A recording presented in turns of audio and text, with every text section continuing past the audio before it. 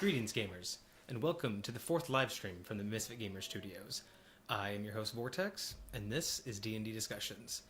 Today we have a very special live stream because I'm actually going to have a very special guest with me today. A close friend of mine and a long-term gamer in my realm, a long-term player. He's going to be coming in and discussing a little bit about his own DMing style. He's also going to come in and talk about a little bit of the experiences he's had with me as a DM to kind of what's the word I'm looking for? To piggyback off of the other streams that we've had, the most recent ones about DMing in my realm, both how I am as a player, as well as what to expect from me as a DM and how it's like. So we'll get a couple cool examples from what it's like from their perspective, from my actual players. They do speak fully candidly about gaming with me, and I expect them to. I want to know how it is. And then we're also going to get to talk a little bit more about what it's like for him to DM. He DMs his own campaign in his own realm. So we're going to get to talk a little bit more about that. And we're also going to get into our main topic today, something I've been kind of mulling around. I wanted to do a live stream this weekend, couldn't get it done, so we're going to save it for today. But I'm a big gamer, likes to play a lot of different games, been really hooked on Rust recently. And a big aspect of that is base building. And it got me thinking recently about just cool ideas. You know, if you're not familiar with Rust, I don't really want to go into the whole explanation, but there's a lot of different ways to approach the game. And base building is a big deal, whether it's being built for defense, or whether it's being built for roleplay and creativity, or whether it's being built for pure functionality. And the more I thought about the way that these bases are built, of course, I think of things that I would rather be able to do that the game doesn't allow for, or things that I would like to take from this game and put them elsewhere, such as giving me ideas for D&D. And it dawned on me that this is actually an experience that I feel grateful I got to go through gaming a long time ago with my DM. And it is one of my more fond memories of doing these kind of exercises. But I don't see a lot of examples of this elsewhere. And so the main topic today, after we get the introductions done, is we're going to talk about building in-game. And this is both building items, building buildings, but the idea of being able to have players create things in-game that will be long-standing.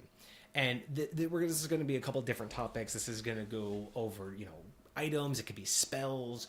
It can be, it could be clans. It could be, creating a company or creating a guild or creating a whole clan, a family even. Creating a magical item or a weapon or a new type of backpack that doesn't exist that gives different, kind of bonuses, or even creating, again, I was thinking about this and talking about it earlier about, if you're going to run a longer term campaign, right? Like, is it worth having a place that they can call home for a longer period of time, right? So that's kind of what I want to talk about, is how would you go about doing that? And that's what we're going to give some different perspectives on today. So with that being said, we're going to go ahead and get into the introductions. I'm going to go ahead and let my buddy here introduce himself. I completely forgot I was supposed to use this time.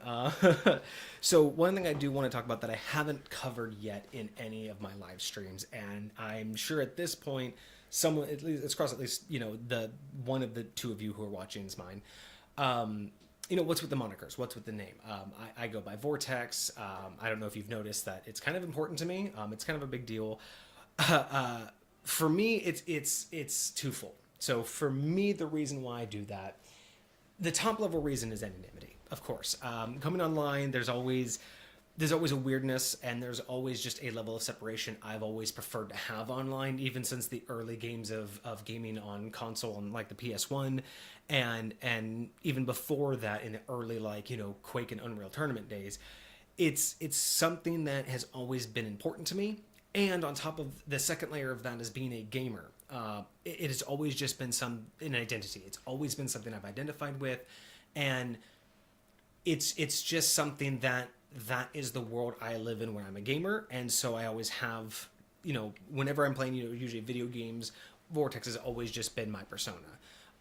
So having the need for anonymity or the desire for anonymity, I know it's not permanent. I know eventually everything gets found out, but at least for right now, it's nice to just not have to think about it. And then, of course, it's a respect thing because it was so important to me.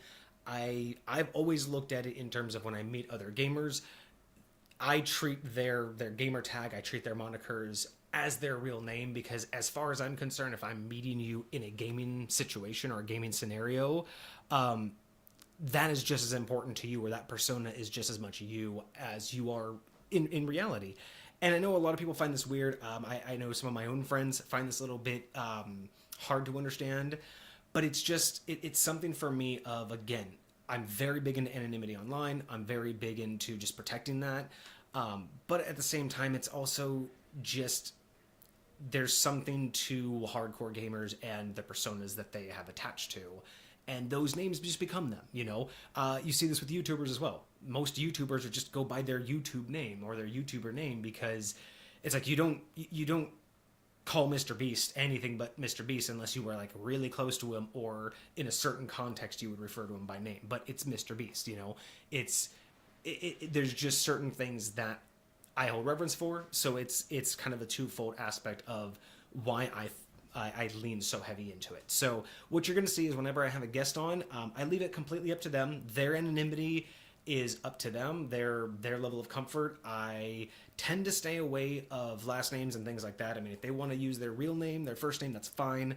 But my biggest thing is I want everyone to be comfortable here, and I want them to be presented however they would be, or however they wish to be. So just kind of keep that in mind. That's why I present this way, and that's why you'll see a lot of my guests will usually do the same.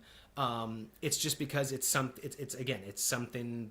It is part of them. It is kind of a persona of theirs, but it's also a way for us to just distinguish ourselves from our real self online. But without further ado, I'm going to go ahead and let the introductions happen, and we will take it away. So, welcome to the Misfit Gamer Studios. Hello, friends and neighbors. Hi, my name is Kaminikage, but most people call me Kage. It's really cool to be here. I'm very excited. I'm very excited to have you.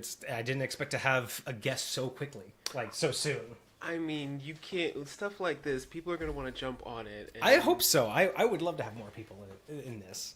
Listen, it's cool to see what you've been bringing to the table, and a lot of the content that you bring to the table, I just feel like doesn't get just talked about in general enough. So it's nice to, it's always nice when you find a space that wasn't there before or there's not enough of. So I don't know. I appreciate that, and that's what I'm trying to do. I am trying to really push that whole beyond the book thinking, and it's, again, not to say that the book is wrong. It's not to say that you shouldn't use the book for a foundation, but it's allowing for what the book doesn't when it's appropriate, and then even then some, to be more creative. Facts. By the way, if you guys are watching or if you guys are following with the channel, the descriptions, you'll notice, get updated after a couple of days after the live stream has been posted. So I normally try to do a quick little blurb in the description for what we're going to be covering,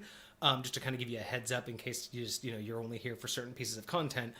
But you'll notice when they get updated, they have a much cleaner description of a little bit more of what has actually been spoken of. And that's actually because of this guy right here. He actually found a cool way to take my transcripts and boil them down to quick notes. So if you see those and you like them and you have comments, he's helping me out with that. So I'm always down to hone my craft any way I can. So let's kind of start with it. So I kind of mentioned before, my moniker, for Vortex, it's been something that I've had for, I don't even know at this point. At this point, it's basically just as long as I can remember, it's been my gaming name. Whenever I played, games when I was a kid, and then it really solidified when I started gaming online for the first time, really hardcore, which was in the PS1 era for SOCOM US Navy SEALs. It's been a minute. That was such a fun game. one of the first like FPSs to really just establish the genre as like a multiplayer online outside of like the battle arena that was like Unreal Tournament. That's fair. But that's where my name really like solidified with me, and it was one of those things where that's where I became connected to it. You know, getting online and having people ask for me, like, because you know you start to build those communities. This was before, Very much so. Before Discord. This blows my mind. It was before Discord, before you would ever have before cell phones, before we would exchange information. The community was so tight knit that you knew where certain people would game because they would just gravitate to certain matches, and being able to log in and run into the same people was, granted, it wasn't as massive. The servers weren't as massive. You didn't have as many people gaming as often. But it just blows my mind that I was able to log in and like I would hop into a game and be like, "Oh, dude, like I just played with so and so. He was asking for you," and like just the camaraderie, like finding players you like to game with, finding people that you have like almost like a rivalry with was really fun. Because you would just run into them and you're like, "Oh no, I'm gonna be on the opposite team. Like I gotta get you." I'm not gonna lie, that happened to me a lot. The only time I really got to do online gaming like that wasn't until like Halo 2 and all that. Like that was the first time I actually started doing any sort of actual play where stuff like that would happen, where I'd run into somebody. Like whenever I would do SWAT, there was this one dude, every time I was in a match with him, he would headshot me every single time, and like I couldn't get more than like 4 kills. Every other time I had like the greatest KD. I was always positive, but with him, no, it was trash. It's trash. Yeah. So that's where I got mine. Mine was it was the first name that came to me. It was like one of those things where I was just like, okay, what do I want to like go with? And it was just like, what do I want to read all the time? And it kind of at the moment was just a cool word. Like it was just a cool name that I just came up with. I mean, I hate that a lot of people ask me about the rifle company now. Like they have all the like the scope company. Yeah, like, yeah. no, this is much older than them. Okay, this is much older than that. But anyway, I digress. That's where mine came from. So, Kaminikage. Where? Like when? Where? What are you willing to share about the origin of this persona? My life just in general is always evolving, and so is the story behind this name, which is kind of weird for me to even say, because I've had this name for a really, really freaking long time. I mean, as long as we've known each other, so high school. Yeah. Like, as long as high school. Yeah, so it's been, probably over 20 years now, almost. But, so, I'm almost hesitant to tell this story, because I love my name so much, and for the biggest reason that it is never taken. Can't tell you how many people out here have gamer tags where they have to add like 3, 4, 5, 6 at the end of it or whatever. My first one is I never get Vortex, just Vortex. Actually, my very first Vortex, the original Vortex, the one that even though I didn't actually add it here, but officially, if I have to be official about it, my official moniker is Vortex_3, because Vortex was always taken and it always is. But it doesn't matter. It's fair, and that's fair. But that's what a lot of people go through in this world. Like, because you want your email, you want all these things. Mine has never been taken. No matter where I go, no matter what I do, it's never been taken. And I know why it's never been taken. Because I was stupid, like 13 whatever year old when I came up with this in the first place, and I thought I was a master translator, and I was gonna go on Google Translate myself and try and figure out how to put together these Japanese words that I wanted to put together to make my name. Would you like to share with everybody what that? All right. So all right. Here's the deal. I grew up in Rockland, okay, and there is not a lot of there's not a lot of people of my color around, okay? I'm just gonna put it that way. So a lot of my identity came from the fact that I was black, right? So I was like, it's one of the few things that set me apart. So I was like, you know what? I'm dark. One of my favorite games to play back in the day was hide and go seek, because after the sun went down and it was dark outside, I'd take off my shirt, stand against the wall, and people would walk right past me and not even know I'm there. It was phenomenal. Anyways, so I felt akin with the shadows, right? And so I was like, I'm gonna call myself the god of the shadows. right? Because I was arrogant and thought I was the shit, right? Anyway, this was in high school that this you was got this? this like, was either in or just before high Okay, school. okay, You know, so- like 13, 14 years old. so this something had like nothing that. to actually do with like any sort of gaming. Actually, this is just a moniker. This is just one of those high school names that you wanted to take. I was trying to with- find something to like create, something to identify with, something to apply to me, and I just slapped it together, right? Which is so funny because it's like the reverse. Like I created mine from games, and it became like a whole thing for me. Yep. And yours was an identifier that became something for you that bled into pretty much And to be email, honest, games. like, as my life has continued on, like I've seen this huge separation, and not only mine but like most other people's lives, where there's this like separation point where you realize that you have the world that's been given to you, and then you have the world that you've chosen. And I think that there are a lot of people who just stay in the world that's been given to them, and they just live in that. And then there's other people who realize that they can live in a world that they choose, and so then they go do that. And to me, my moniker is the representation of me picking the life that I've chosen. Like, I have my birth, my government name, all that other stuff, and I don't have any animosity towards it. I appreciate it and I use it, but this is my chosen name, and along with my chosen life and my chosen family and all of the above. So I pick this and I choose it and I adopt it, and it's worked for me ever since. So I'm kind of about it. I love that. I love that story. Like I've heard bits and pieces of that over the years, but it's always nice because like you're right. That story does seem to have evolved, because I think it's not the story changes, but your perspective telling the story changes, and it's great to just have heard that, because I think before it did just start out of like it's just a cool name, like whatever. Yeah. And yeah, it is very cool to see that perspective growth and how it shaped you, even though like again, how Vortex has shaped me, even though it was just for video games, that identity shaped you even though it wasn't intended to. So Very much so. I like that. I love that story. Let's see here. So, all right. So I've already told them a little bit while you were out, kind of what we're going to be talking about today. So we kind of got a little intro into your name. Is there anything you want to share just about you in general? Again, we don't have to get too personal here, but just you in general. Is there any kind of? We actually did this on the podcast, even though we haven't.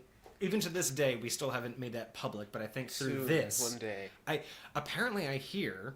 Oh, rumors. YouTube, like, people in the know are talking about YouTube because they don't like the shorts anymore, because shorts don't make no money. Oh. But there's something new that YouTube is talking about, and creators haven't picked up quite much on it yet. But when YouTube talks about something, that's where they want to put their stuff money. actually goes down. Okay. YouTube is really, really interested in talking about podcasts right now. Really? Yeah, and I've seen a couple other YouTubers. I know a couple YouTubers that are like D&D YouTubers that also put like this stuff in podcast format. So it might be time to dust off Old Gods campaign and get that loaded up. Okay. Perfect. You're over here. Segues. Example. So in another, I can't believe I actually remember this. In one of my other live streams, I talked about the like terminology, and I talked about the use of the word campaign and how I use it differently, but you'll hear me use it in this context. So this is a great example. So I called it Old Gods Campaign. That's what we named it. That's what the podcast is named. I have loose names for everybody's gaming session, mainly to keep track of like when he wants to talk about a certain character. We either talk about character name or we talk about the campaign name. But this is not to be confused with a pre-written or pre-generated campaign or something that's different than his other characters. So he has multiple characters. So when I refer to the campaign, I'm referring to the storyline, plot line, place, and time in my realm that character and that storyline is existing. So we talked about this before, where open world, everything kind of exists. May not be at the same time frame, but everyone exists in the same, basically, place and time when you game with me. These characters, so far as he's gamed in that series, we call it series because we were always recording it. In that particular series, he doesn't know where he falls. He like out of game. I don't let them know where they fall in comparison to their other characters. All my other players and characters and their characters, they know. The players typically know where they kind of fall in the general scheme of things, as long as it's not, giving away information. But they'll usually kind of figure out where they are, time and place. This is the only one, for story reasons, that they haven't figured out where and when they are. But just as a good example, that is when I would use that term campaign. It's not anything different or any other type of gameplay that he's used to. We just call that one that campaign, the Old Gods campaign, because it's he and my wife game that one, whereas he has his own solo campaign. So we just usually refer to that one as his character name because he's usually gaming that by himself. I have another campaign where it's him and all of my other buddies. We call that one the Faction 5 because that was the group name that they kind of chose for that one. So just kind of giving you guys some good perspective because I mentioned it and good little follow-up. No, I totally feel that, and I'm kind of with you on the whole mindset of campaigns. I mean, as you mentioned, I DM a little bit, and I don't even have anything as cool as campaigns. Like I would have, what I would call it is I almost look at it as, because I call mine the Cinaverse, right? And so it's like each different like gaming group that I have is their own like TV series, right? So as any TV series would have their own title, like right now I'm watching a show called Mr. Robot, right? Ooh, and so it's a really good show. Getting kind of hype. I just got started season 2. But each one of my campaigns has their own basically title. All right, and so it's like that's what this is. That's what's going on here because my stuff is very Doctor Who-ish. Yeah, no, we'll get into that too. But yeah. I love all of that. Like that is, yeah, and that's where gotta find those right segues. But yeah, but yeah, campaigns, gaming sessions, however you want to call it. But yeah, so I think we'll have to maybe dust off the Old Gods and bring that back because we haven't really we always wanted to make sure we after a couple of sessions we decided to record it, so we actually didn't record like the first 2 or 3 gaming sessions. It's always how it is for whatever reason. And so we just made a point we only record the gaming sessions, and just because pandemic and everything, we kind of stopped. So we want to pick it back up. We'll probably start posting. I mean, I don't want to edit it. That's why I do live streams, because I don't want to edit. If someone out there wants to edit for me, hook it up. We'll talk, because I don't want to edit it, but I'm very particular about how it needs to sound. So, right, it just doesn't. No, I don't want to deal with it right now. So, going back to you. Anything before we get into like questions and more of the topics on hand? Kind of like what we did in the podcast. This is where the podcast came into point. Yeah, full circle. Yeah.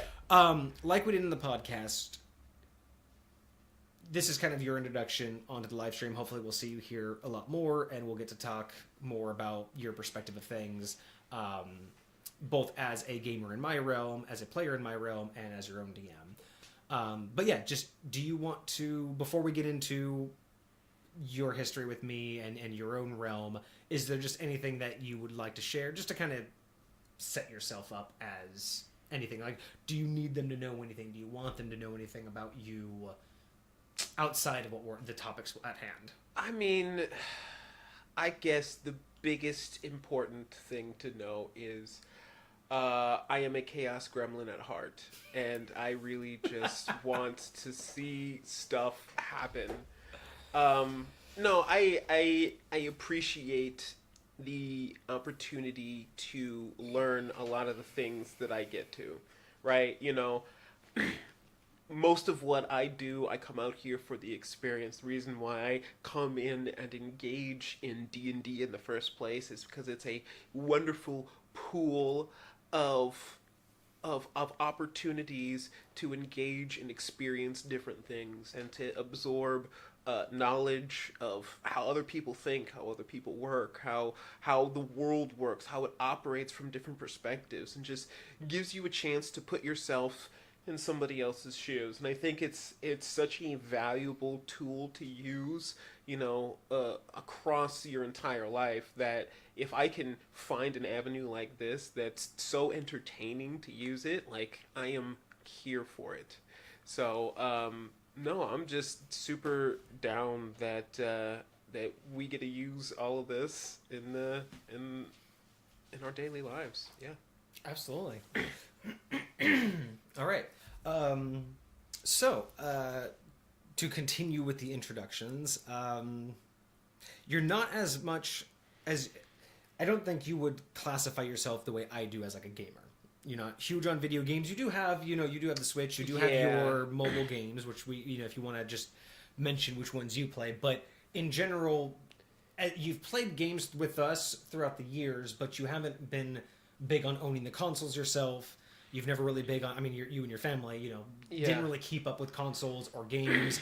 And so, with that being said, you don't quite identify with that level of gamers, I would say. Like, I call myself a gamer, I identify as a gamer because gaming is very much a day-to-day lifestyle. I feel that. So, here's the deal. I call myself a martial artist. Okay? Perfect. And that is something that I identify as. Not everyone that wears a black belt would necessarily identify as a martial artist, right? That is true. And I think that there are some people that do, like my sister. My sister, she went through the martial arts, went from white belt all the way up to black belt. I would not want to mess with her even now today, but I don't think that she would consider herself a martial artist, because being a martial artist is way more of this like mentality or attitude and like way that you just interact with the sport, right? Mm-hmm. And I think the same goes for gaming, is like you interact with the sport of gaming in a very different way when you approach it as a gamer. And I would agree that I don't necessarily fit into that same category. Mm-hmm. I am very much what people would call like casual. I do it for entertainment and something to do. It would be way more of a hobby for me than we'll say a lifestyle. And not to get super aggressive with it, but like that's kind of what it is to be a gamer. It's like that's a lifestyle. It's kind of what you do. It really is, because I mean well, like you even put it, it's like a hobby. I mean, it's one thing. Anybody can own a gaming system or have a couple games, but it would be different to say that either buying new games consistently or keeping up to date. Like me and my wife, we keep our PCs up to date. We try to keep up with at least a console generations. We're like one behind, but we try to keep up with that. For sure. But we don't have hundreds and hundreds of games. We very particularly seek out the games. People with like whole walls of games. No, and we're not that level of gamer. But when I identify as a gamer, it's not so much the stuff I own and how much I play. It's why and how I play. It's not just it's for very the much escape. The level of commitment. Yeah, I get into every game I play. I mean, I choose my games wisely. I get very invested into them. I play them for long periods of time. It is something that is just more than just like I watch YouTube. That's pretty much my only form of media, right? I don't watch movies. I don't watch TV. I watch YouTube videos, but I wouldn't call myself like a YouTubist. I wouldn't call myself a media. I don't identify with watching media. That is something I do very casually. I watch my YouTube channels. I'm very casual about it. I mean, I'm now getting into YouTube, but there would be a difference that like the people who very particularly like pay for pay-per-view movies, people who pay for things like HBO and keep up to date with the latest episode of whatever series is out, they identify that way, right? Oh, yeah. And that's where I kind of feel like there's different levels of that, right? You can just be the person who waits for it to stream. You can be the person that's buying the streaming service to see it first, and then you can be the person who waits for it to be on TV. All of those can still identify with that culture. And I'll also say that I feel like there are levels to that, in the sense that there are ebbs and flows. Like for me, there will be seasons of my life where you were to look at me and be like, that dude's a gamer. Right. Like you'd be like, he is invested, he's spending his time, he's spending his money, he's spending his energy, he's doing research, he's got charts and like all kinds of craziness. Like I created spreadsheets for games that I've been playing for like inventory, all this kind of stuff. And like you would look at me and be like, yo, this dude's hardcore. But then a month, 2 months, 3 months later, you wouldn't see me touching or playing any game for a while. And I'm one same thing. I've gone through ebbs and flows where it doesn't look like I hardly do any gaming because I'm too busy with other stuff, because I can't find the free time to game. But otherwise, I'm still like wanting to. It's still like there. It's just not happening. But Exactly, and I think it all comes down to, we'll say the heart, like how do you actually feel about it, Mm-hmm. and when you finally do have the opportunity, are you going to get back to it, or is something else going to take priority? And if Right. something else ends up taking priority, it's probably not your thing, and that's fine. Live your life. And another way you could look at it too is a lot of people. Another way to look at how we're identifying this is a lot of people will identify with their passions. That's another way to put it. Mm-hmm. You identify with martial arts, and as a martial artist, because it is a passion, because you take it further than just practicing or just it being a hobby or just something that you do. I take gaming with a passion. I get into it. It's something that fuels me in a lot of different ways, whereas YouTube is just something I do to relax before bed. Maybe I'll watch some quick, 5-minute, 10-minute thing while I'm getting coffee in the morning. But I don't identify with it. It doesn't fuel me. It is something that happens throughout my day. Whereas the passions that we have, I mean, people can paint as a hobby, but people with a passion are artists. They're painters. Facts. You can take photography. You can take pictures and like taking pictures, but you have to have a passion or, again, a business. But I digress. A passion makes you, not makes you a photographer. I don't want to piss anybody off here. I am not saying passion makes you these things, but to identify, to sit there and say, I'm a photographer, I would say takes a level of passion versus someone who's just like, yeah, I love taking pictures. Like, you let me take a picture, like me. Someone wants me to take a picture. I love taking pictures. I feel like I'm really good at taking pictures. I'm not a photographer. I love taking pictures. I have a passion for it in moments, but it is not a passion for me. So I wouldn't identify as a photographer, even though given the opportunity, I will always be the one to hold the camera. Like, given the chance, I love being that person because I think I have an eye for it. Doesn't make me a photographer. Thanks. Right? Just like I can get a black belt, I can be really good at it, I can keep doing stuff, but if it's not like where my passion is, I don't know if I would call myself a martial artist unless, again, business or passion, right? Mm-hmm. Like Income so. Or passion kind of thing. So with that, because you aren't, hugely big into gaming, I kind of want to go over like your history with D&D. Like, just what would you call your history with D&D? I don't really want to go into specific stuff like, when the first time, just in general, because I talked on you remember on my stream, I kind of talked about like it got introduced to me when I was really young. I had some trial and error because I couldn't find the right fit after it was introduced to me until I finally stumbled into something that made sense. But that was my story. Just in general, how would you discuss like how you got into D&D since you don't really come from a gamer background? So, I'm actually super jelly because I wish that I had been introduced to D&D a lot earlier. I feel like now that I see and understand D&D the way that I do, it's a huge asset for me in just the way that I relate myself to the rest of the world, and it's been a huge tool for me. But when I got into it, I had always known what it is, but I grew up in a very strict religious home, and so D&D was the devil because witchcraft and magic and all the hoobly do. And so like you're not allowed to touch it. So I just was like, it's this game that people play with wizards and stuff. So like that's what it was when I was growing up.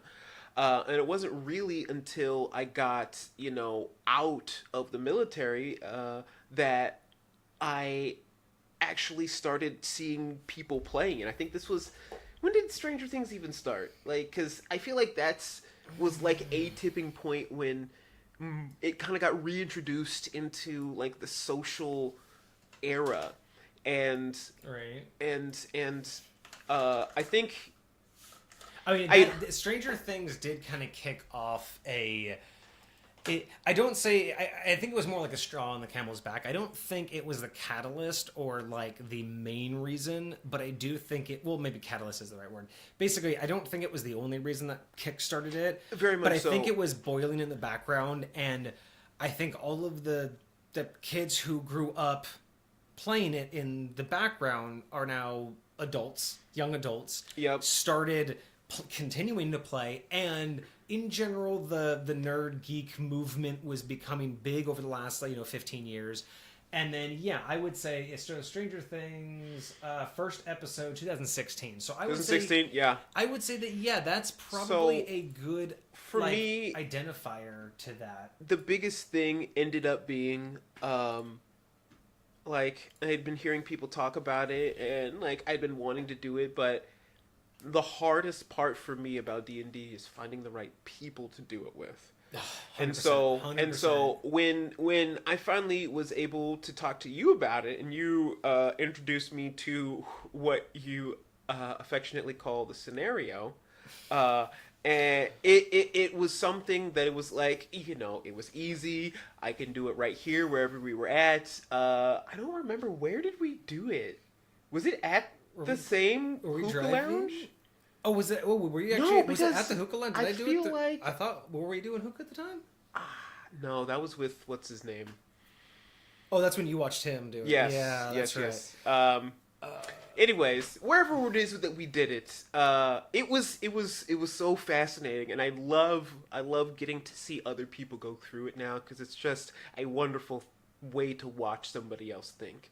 But it's that was just like, all right, I have to see where this goes now, because just like playing any video game, it's like you have something to explore, you have something to poke at, you have something to like see. There's new content here, and like, so I got a little bit of the tism, right? A little bit of the ADHD, right? And so for me, new things are very important. Like, I really don't.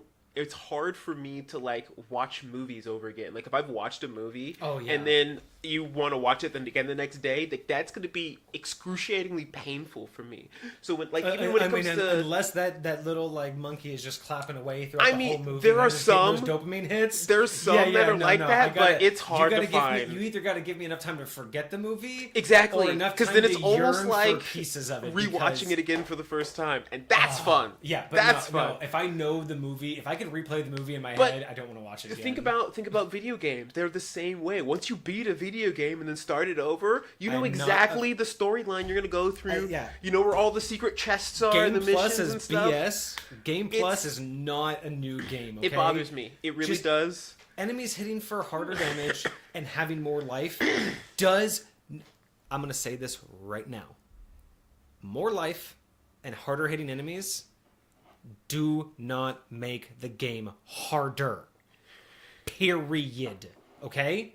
I don't care. Just taking the same game and saying now the enemies have 4 times the health, they hit twice as hard and you hit half as...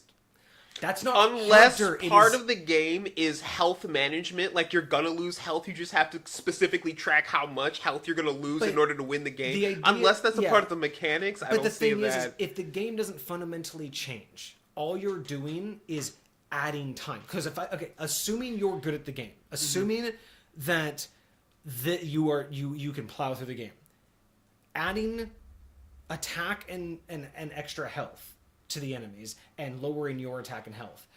If you're that good, the only thing it's doing is making that battle longer. So what was a 20-minute boss fight is now a 45-minute boss fight. That's not harder. Like, it's just more annoying. Like, that's like telling me, it's like, okay, you want me to run a mile versus sprint a quarter mile. That's... Harder would be like an obstacle course, not just running faster. Like, it's not harder in the way that I look at difficulty. Ultimately, and that's actually another episode we should do. Yeah. What you hear for this episode is talking about CR in 5e. That's gonna be interesting. Like, I'm not a fan with it, and we're gonna talk about this. I think you other DMs will understand, but CR, it's kind of like in D&D CR is like DBZ power level. I'm just gonna tell you guys a secret. It starts out amazing, and then at some point you just realize power levels are bullshit. I'm gonna tell you a secret. I've DM'd a lot of games. I've never looked at the CR of a creature. I've tried. Unless I was asked. I've tried. Never looked. One of two things happens every time you use CR. One of two things happens. Either it's woefully underpowered and they're basically just one-hitting everything, or they're getting one-shot. The entire TPK is a one-shot, because it's like I don't know. We will have to go over this on a different episode, but CR is broken.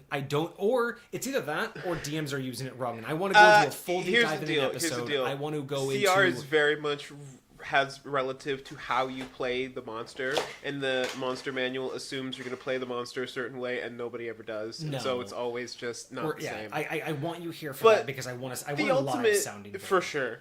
But the ultimate mindset is when I play these games and I repeat the same thing over and over again, it's not fun anymore. And I'm just, my brain isn't activated. I'm not getting those dopamine hits as you're talking about. And so when I found D&D and a world that I can infinitely explore, and there's no door that's locked. Like even when you have these like other seemingly open world video games, there's always doors that are locked, places you can't go, things you can't do, and there's no reason for it. It's not, it's not like it's not just like it's not the right time or they're not home. No, it's locked because no one put effort in or there's just no will. The game's not meant for you to be able to do that, and it makes sense for games that can't. There's not enough processing power, but that's the beauty of D&D, right? You get to do literally anything. You get to be literally and unfortunately, not all DMs believe that. Yeah. Unfortunately, not all DMs believe that, so there are a lot of people playing D&D that also don't believe that. But that is the type of mindset and gameplay that I want to get behind, is that literally anything is possible. Well, do you remember how I usually describe? I don't remember. Remember how I described it to you when you first when I was describing what it's like gaming in High Point in terms of like goal setting. Do you remember how I had explained that? Because I usually explain it pretty much similar to all my players. Because I usually, like, when people come in, I say, this is basically a game where you choose the direction. You choose your own goals. If you want to be the richest, go for it. If you want to be the most powerful wizard, if you want to have the most control over fire of any sorcerer out there, if you want to have, if you want to create spells, if you want to run a kingdom and be a king, if you want to become an immortal, if you want to become a god, I tell all my players, go for it, because in my realm there are no limitations. Everything is doable. It's just what are you willing to do to get there? It's not just because you want to, it'll happen. But the goal is yours, and the game doesn't stop until you're done with it, right? And that's I feel like I do that pretty well in terms of like I try to do my best and to not railroad, and to make sure that it's known that options are always open. Very much so. And it's a lot of the times DMs can get stuck in what they had already preset in their mind. But one of the things that I appreciate that we get to do is when we game is it's collaborative. It's like, how do we figure out how to make this work? And how do we figure out, all right, this is what you want to do, let's figure out how to get there. Or let's talk about how to get there. Or I think you need to do some work to get there, right? Sometimes you gotta learn how to ask the right questions. Sometimes you gotta learn how to do the right things, go the right places. Just there's never one answer. I mean, unless it is literally the answer is there is only one answer because reasons, like actual reasons. Mm-hmm. But it's the idea of, because I think you guys have seen, you and Vixie have seen this, to where in games,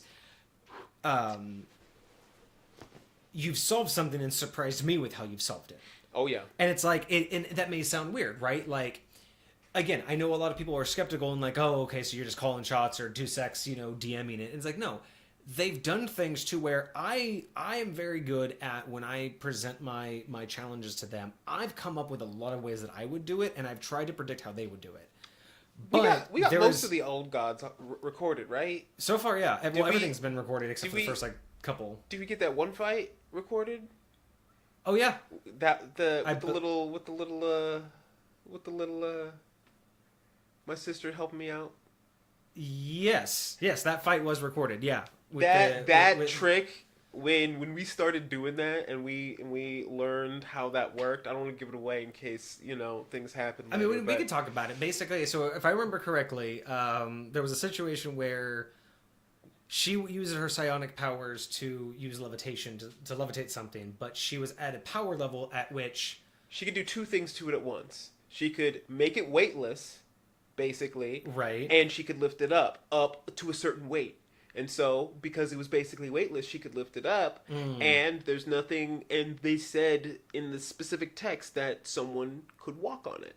And so it was That's a little. right. It was She could make something weightless, and then she was able to levitate it because she was able to levitate things to a certain weight. So by making it weightless, it was now under her ability to lift it. But that also allowed her to hold it steady, and therefore someone could stand on it.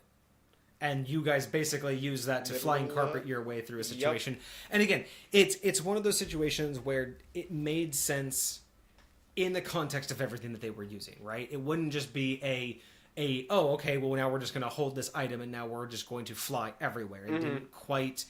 It's not that easy that they got away with it. We'll have to... we should actually pull up that... we should probably post that podcast on here. Now that we have an outlet for it, it'll probably be a lot better. That'd be pretty dope. But yeah, so you're absolutely right. It's that freedom to explore and that freedom to... I try to predict what might happen, but you guys have given me things where once you present it to me, I can't argue the logic with my own physics, right? Like, I will tell you when you can and can't do things, but if you present something to me that makes sense to me, I'm not going to say no. I don't know why I would say no. Why? Just because, no, my storyline said you have to do it this way and it doesn't, this character can't be intro proper. No. You do it with what makes sense, and I will have my ways I've done it, but I love it when you guys can come up with something and just like floor me in terms of what you've done. And the world usually balances itself out almost always, you know, and you do a phenomenal job of that. And that's actually where, I'm not gonna lie, so this mentality hit me, that how no matter what happens in the world, things always tend to balance itself out. There's always some balance. So in my world, I literally created an entity that is that balance. Nice. And sometimes when people try to do things like extremely out of bounds, this entity will show up specifically for the purposes to return things to balance. Whether that means they have to create an incredibly powerful opposing force just to mess with whatever it is you're trying to break, then they will do so. But like creating something like that, like literally a concept that can become an entity that can now do things, it's and you know, like some people might just be like, oh, that's an easy cop out, but it's like it depends on to the extent you use it. If you just say, oh, well, there's an entity, he exists, and I can just do whatever I want with them, sure, that's a cop out. But that's not balanced. If you're the type of DM, like, you know, like I would say that I am, that is an entity that is interactable. That is an entity that has a backstory, that has lore, that is now a full-fledged part of the world. And it's not just I'm using it only when this works. For me, at least, I don't allow myself those excuses. If I were to say use that, if an entity needed to be created to fill a power vacuum or to solve a problem, its existence would have to have a reason. I wouldn't just make it happen. It would have a reason, it would have a source, it would have rules, it would have a governing aspect of it, it would have a personality, it would have stats. Like exactly, it will have the things that I need to make it have in order to make sense, and those things can evolve over time. Like sometimes I need something to fill a gap, but as I game it, I'm like, okay, that really didn't make sense, and I will post adjust things to make them better fit if I forgot something. Because that's another thing that I think a lot of DMs may not be doing, is once you've decided something, being too stubborn to allow it to change. And I've retconned things that I've done. I've allowed players to retcon things. And it's not it's not so much because I just want to make things work and I just want the campaign to be, you know, I don't want to... No. Most of the times, and you've been there, it's because it literally makes the integrity of the rest of everything else, even if though it might be an inconvenience at the moment, the integrity of the rest of the game matters more to me. So I'm willing to admit when something needs a tweak, or when I've, you know, so again, it's like creating those entities. Maybe it needs a tweak after a couple gaming sessions. You're like, yeah, I really shouldn't have been able to do all of this. Now, how much you can retcon sometimes doesn't always like fit into the storyline. Yep. But that's where it's rare. It doesn't happen that often. And you work with it the best you can. But the difference is learning from it. I honestly think it works a lot like how, if you've ever seen the movie Inception, where when they're creating and changing this dream world, like the people in the dream world tend to notice when things start happening that shouldn't happen, right? And but when you correct it, when you fix it, things tend to go back to normal. And so I look at retconning as those fixes. You're just patching things that were broken or that were offset, or I was trying to fit this puzzle piece here and I got it just twisted a little bit wrong. So no, I just put it right back into its place. And it's like, this is how it was meant to be experienced. It's not like we're throwing things out of whack. It's that we are trying to put things back into their appropriate place. So I think we got off a little off topic though, because we were talking about how you got into D&D. So you explained that it was kind of forbidden. You started getting after the military. You kind of started getting back into it. We gamed a little bit, you said, and then that's kind of what really like kickstarted a little bit of your deeper interest. It was, and when we started gaming, like I didn't know really much anything about editions, and so we started playing in second edition. I was just like, this is just what D&D is, I know, controversial. And so fight me on it. I'm out here, and I love it. I enjoy it. I get to play. I get to do things, and then I forget what happened. There was a point in time where we had to stop gaming for a little while, and I hadn't played in a minute. I hadn't played in a couple months, and I had some students and this is where it changed for me, because I had only been gaming for like a year or two at this time. Yeah, you hadn't been gaming very long, but we were gaming a lot. We were gaming almost nearly monthly, if not. We've been gaming a couple times pretty a month. consistently, so I got a pretty decent flow of content and an idea of how gameplay works and how the feel of it kind of goes. And so that's really all I had when it came to the game. And then I work at a youth center, and some of the kids that were at this youth center, they were like, hey, this game D&D, you should totally DM for us. And I was like, listen, I barely know how to play the game. And then when they started talking to me and I start saying all these things based upon the second edition game that we're playing, they're like, that's not how it works. And they're like, I'm like, what do you guys? And so like, because they were talking about fifth edition, because we were doing, and so I didn't even know what was going on, but like through that, kind of just getting thrown into being in that position, like the same way that when I play, my character is developed through the interactions that it has, my DMing and the types of things that I want in my world is being developed as I'm playing with my players. 100%. I agree. And so the biggest thing that I really loved is that while I was there, while I was in that moment, the players were having a good time. They were having fun. And so that has been my core foundation of literally anything I do when I DM, is like, if you're not having fun, I'm going to stop doing whatever this is, right? Yeah. We're going to fix it so that you are, because that's what we're here for. But, as you move forward, you realize that it's a very collaborative thing. I'm creating a world, but they are creating a lot with it. Like anything that they choose or desire to interact with, that's what gets created. That's what unfolds before you. And so...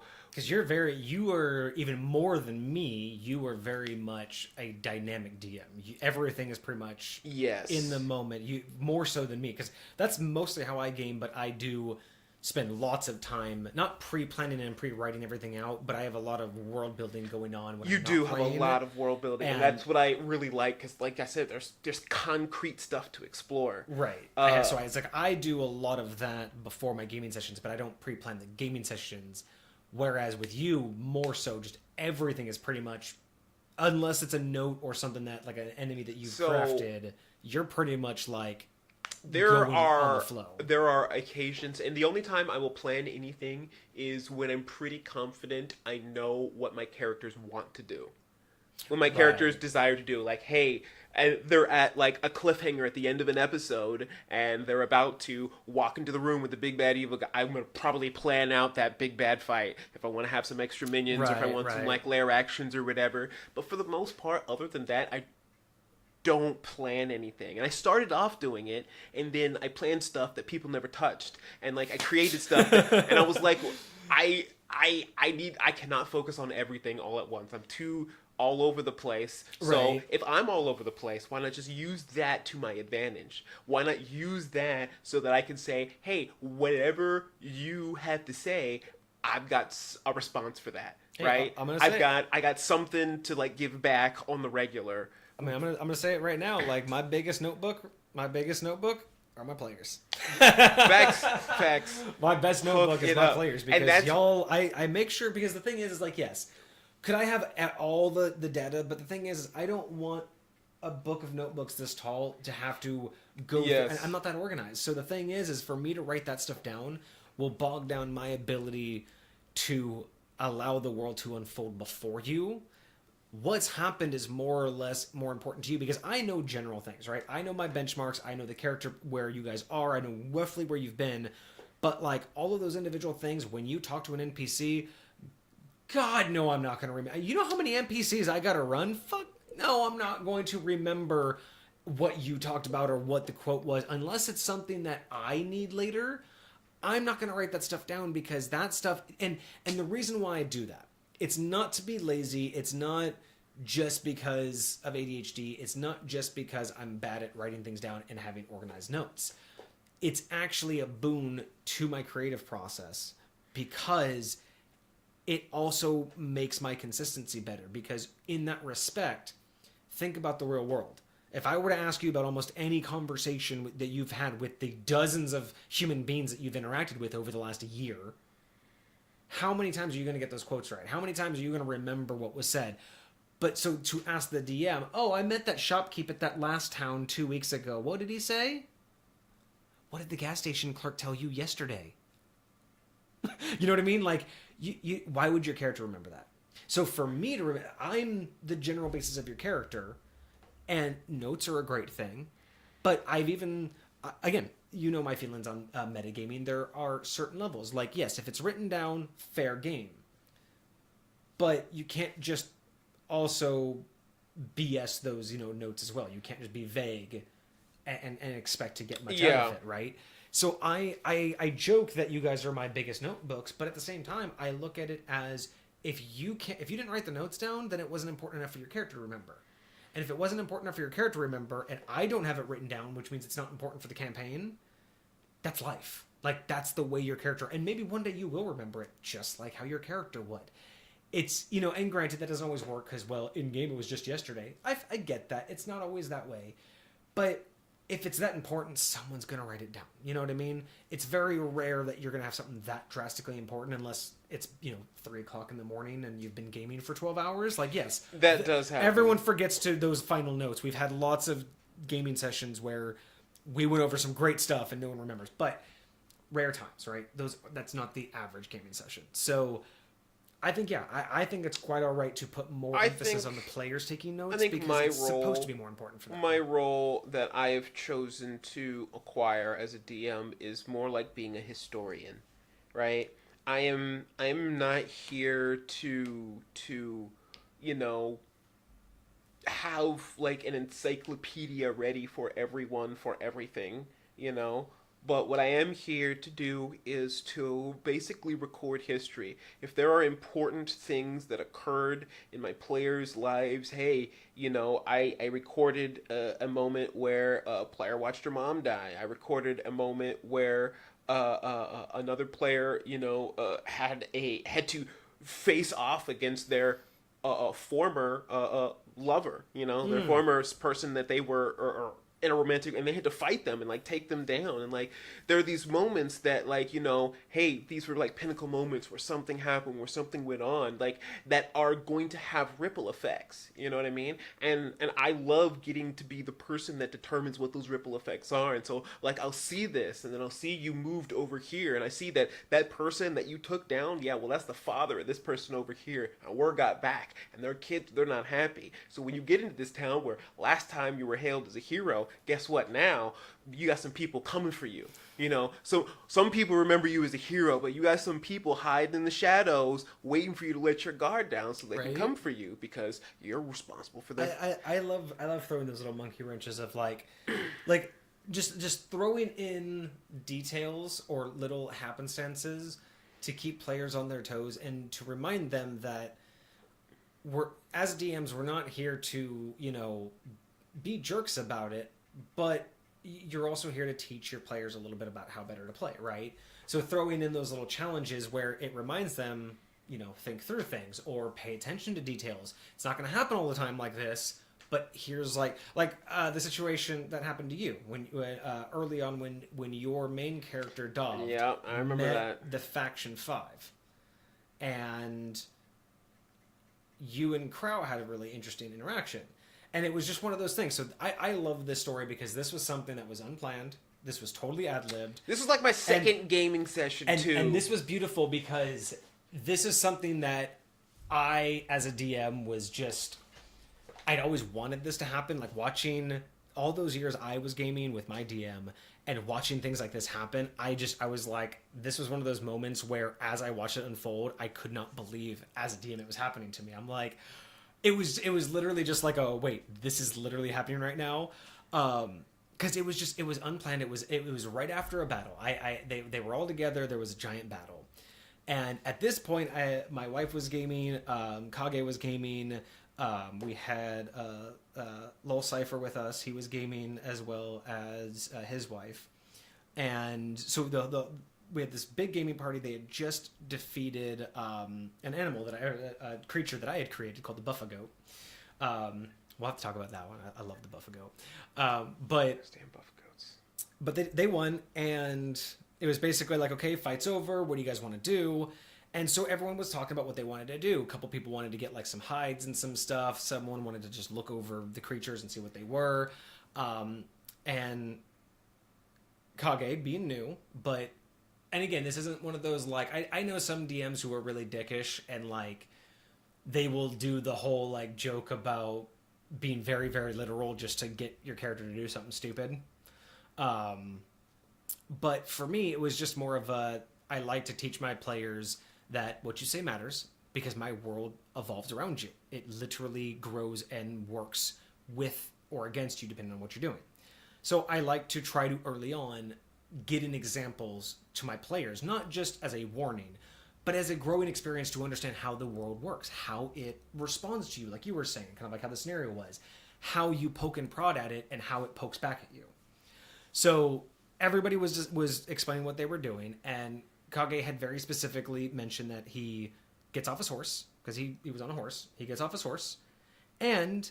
Because you wanted to get a horn. You actually wanted to carve off one of the horns. What I remember is, I think it was in battle where I specifically had to, in order to like maintain it with action economy, I had to drop my weapon that I had in my hand so that I could use my hands for something else. I think that happened later, and this was after you learned your lesson, because you specifically at the end of the battle you were like, no, I go back. I know I dropped it in battle, and I go back, because what happened was you had finished the battle, you wanted that horn.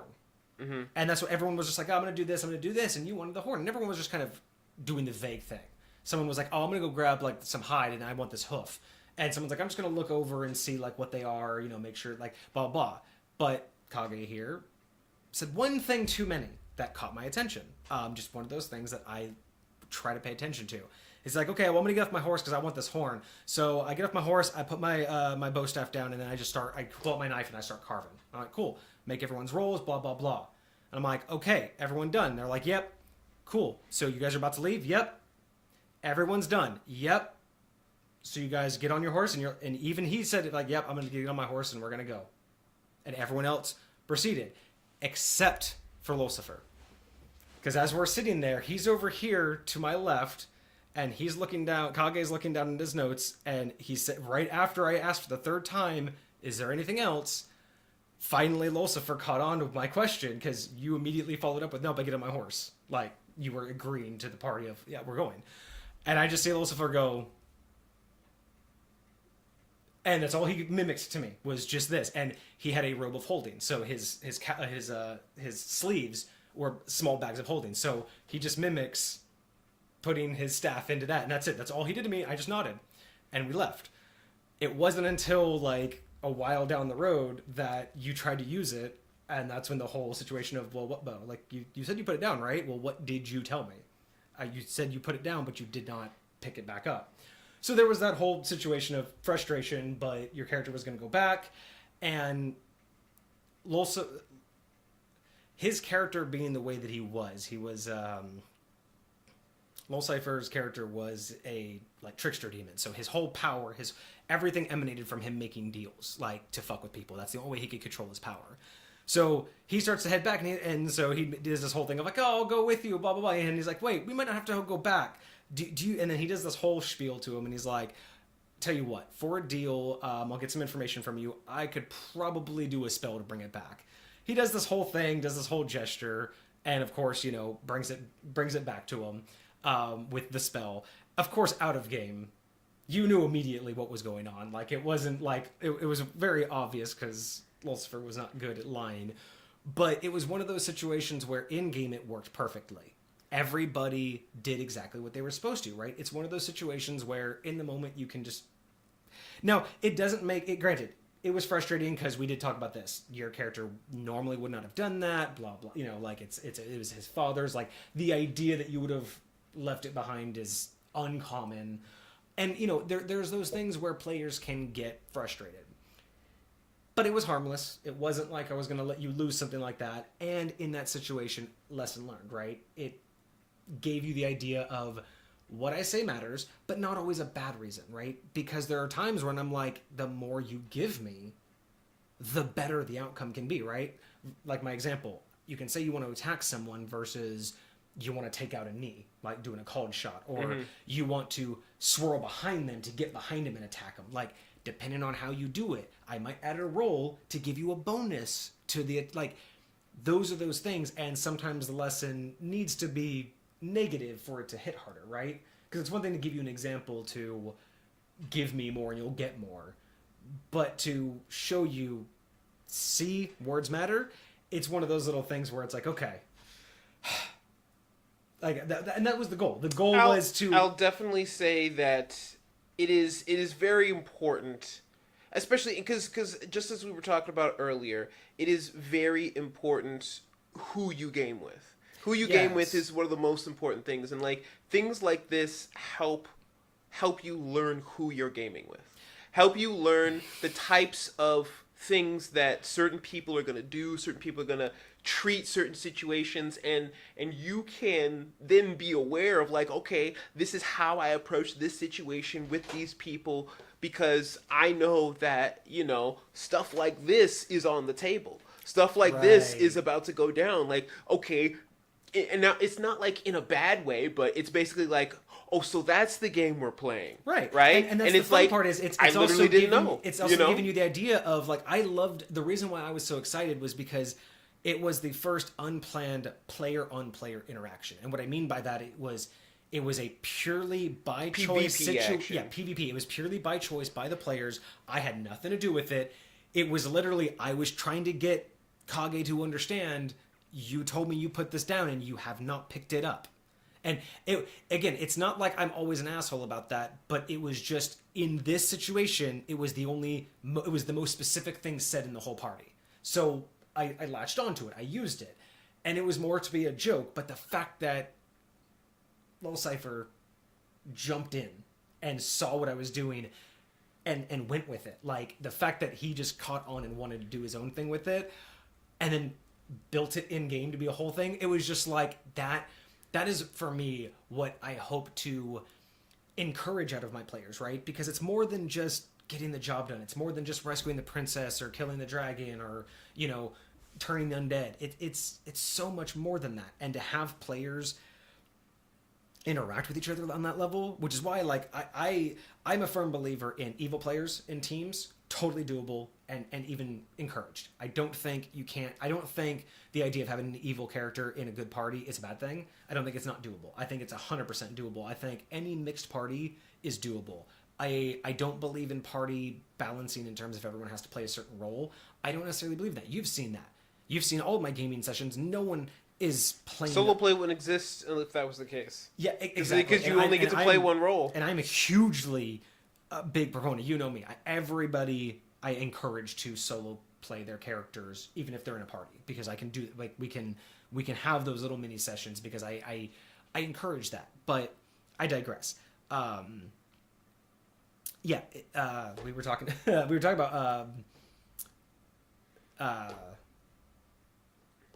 wow, I just totally I just totally derailed there. Wow, thank you, ADHD. Listen, whatever, it happens. So, but ultimately, that's the majority of my history with for D&D. Going full circle now. That's basically what it was. Is I did a whole lot of second edition gaming with you. Then I ended up doing some DMing in fifth edition, and then when COVID happened, I did a stupid amount of online D&D for a while, which kind of worked out and kind of didn't. You know, I got some fun experiences and some not so. Again, the people you game with. So ultimately, we were talking about player interactions, by the way. Yes. I don't know how we derailed that much, but yeah. So, and again, that's something I encourage because it also shows that the players are taking the game personally, right? Like, that is their party. It is the people they are interacting and working with, right? Like, I know, like what you were saying is it's really important to know who you're gaming with, and that's a good way to understand because I know for a fact, like the gaming group I gamed with my DM back in the day,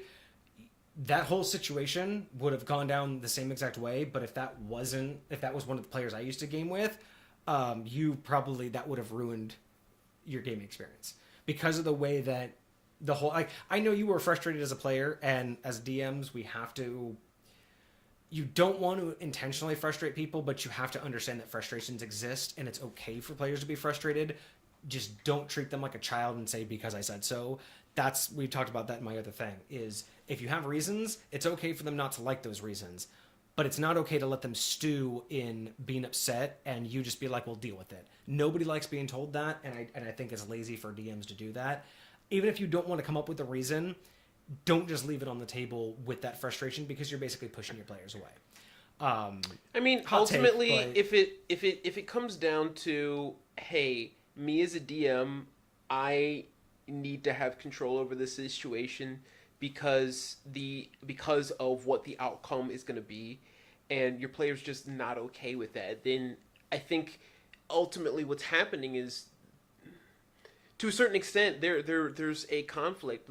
Their gaming experience becomes more important than your gaming world, and then your gaming world is more important than their gaming experience. And like when those two things conflict, when those two things aren't able to work together, that's when a breakdown happens. But if you know who you're playing with, then I can walk into your gaming experience with my eyes open and saying, yo, I'm here for it. Like, I see it. I'm about it. Like, let's do it. Like, I'm ready to face these things when they occur, even if I'm not aware of them ahead of time. Because we've had that. And like you were saying, like, you know, it was more of it was frustrating, but you were like, okay, that's the game we're going to play. Like, okay, I know to be on my toes.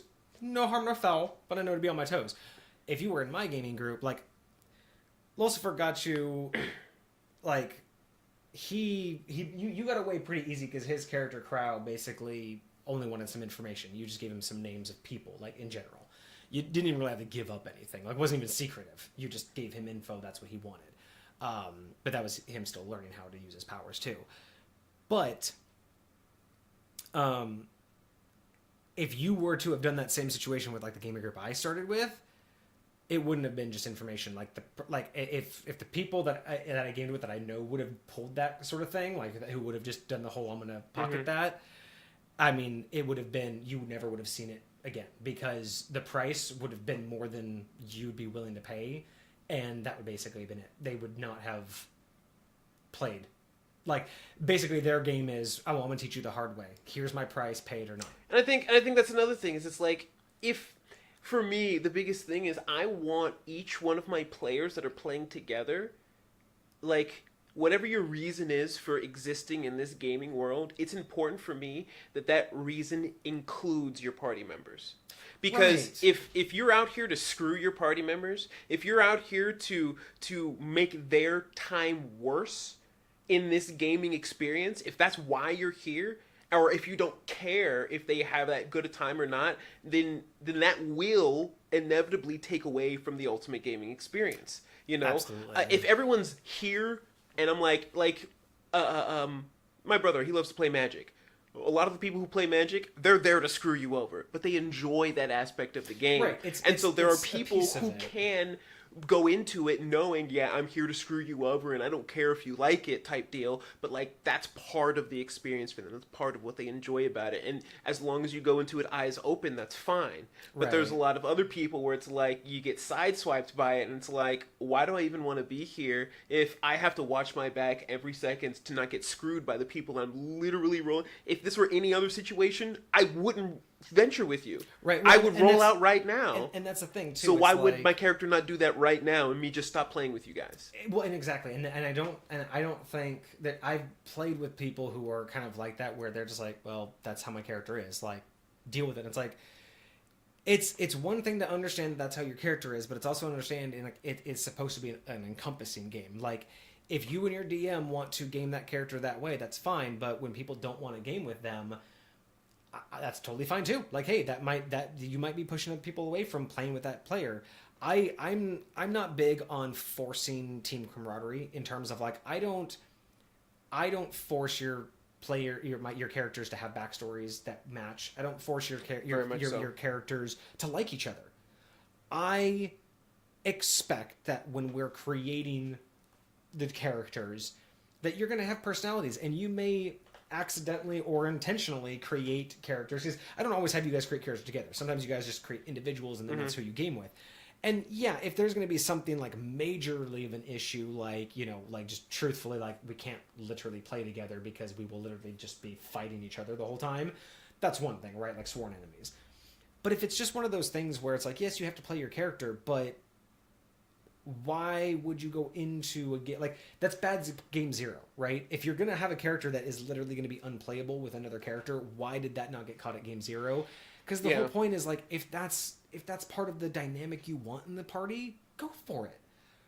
But why are you going to make the game unplayable just for the sake of being stubborn, right? Like, that's not balancing the game, right? Like in my DM's gaming group, like there was another player, he and I character, we were basically like, in a sense, we were like party rivals. Like in the party, we were like, we were always just doing stuff. Either like one Goku, Vegeta type deal. Kind of. It was just, basically our characters didn't have any respect for each other, and we were basically always wary the other was going to stab each other in the back, literally, because it happened literally a couple times. And it's just one of those situations where it was like, you know, our characters knew we were always going to have that. It wasn't like we were ever going to be friends, but we did it in more of that professional way. It's not like in the middle of a mission we're going to trip each other so the enemy kills them, but we are going to, like, you know, if you drop a coin, I'm not going to let you know kind of deal. Like, we're going to kick you when you're down, but we're not going to like kick you when the bear's chasing us kind of deal. Yeah. Because not only would it screw you, but it would screw the rest of us too. Well, and it's also it's like you have to understand, like, there's that fine line between playing your character so much that, like, if you're going to play a character that's going to kill the whole party, then why are you playing that character? Like, again, it's just that whole thing of like you have to go so far with that character, right? Like, play your character, but also understand, like, don't be upset if you play a certain character and no one wants to game with it. Like, just understand that. And if you're the DM, don't expect your other players to just deal with it just because like, everybody should be on the same page. Not everyone has to like everything about it. But if someone's truthfully not having a good time, telling them to deal with it for the sake of the gaming group is BS. Hands down. It's just, it ruins it, and it does dissuade people from wanting to try again because they have that mentality. Because a lot of people, you know, their first couple of gaming sessions really do. It's a huge shape of. It sets a lot in motion. Sets the tone for what they feel like. You know, that's true for a lot of things. You know, but that's a very good point. Probably discussion for another day. I've just realized how long. It's been well over an hour. We are not going to get to building inside D&D. I'm going to have to change the title. See, I now have to change the title. I now have to change the description. But it's going to be pretty easy. Basically, we'll probably just retitle it something like just, you know, DM chat with special guests. That's probably I'll just turn it into D&D Discussions DM chat with special guests. We'll have to have you back on. We'll talk about building inside D&D. I think that's going to be a great topic. I think we have a lot of topics actually. We could have infinite topics. I'm telling you, this game is phenomenal. But I think that's I think that's really what we wanted to cover. Really, just kind of introing you because people will see you some more, and now they'll know if we do launch the Old Gods podcast, they will know a little bit more about the voice, the face behind the voice. Anything you want to end with? You guys are all my homies, so party on, good people. And I look forward to being brought on for some more DM discussions with Vortex. This is going to be so much fun. I'm actually really enjoying this. This is actually a lot of fun. So I'm hoping we continue. So yeah, we will end it there with some good introductions. I think we covered way more topics. I'm looking forward to your this stuff detailed is all about breakdown. the rabbit holes, man. I'm actually really curious how your process of taking notes with the transcript. I'm actually really curious how that's going to translate with two people. That's very interesting. And fascinating if it will pick that up. Very interesting. Yeah, he uses some really interesting programs, and I'm really fascinated to see if it will, when it notates what this podcast or what this episode was about, will it identify two speakers, or will it just do like it did before and only from my perspective talk about from what we both said? Interesting. And what you might have to do is you might have to manually go into the transcript and put in who's speaking. I could do that. That's gonna be a lot though. You'd have to go. I mean, it's an hour and a half video of you. I could. No, I couldn't do that. Not unless you could waveform scan our voices.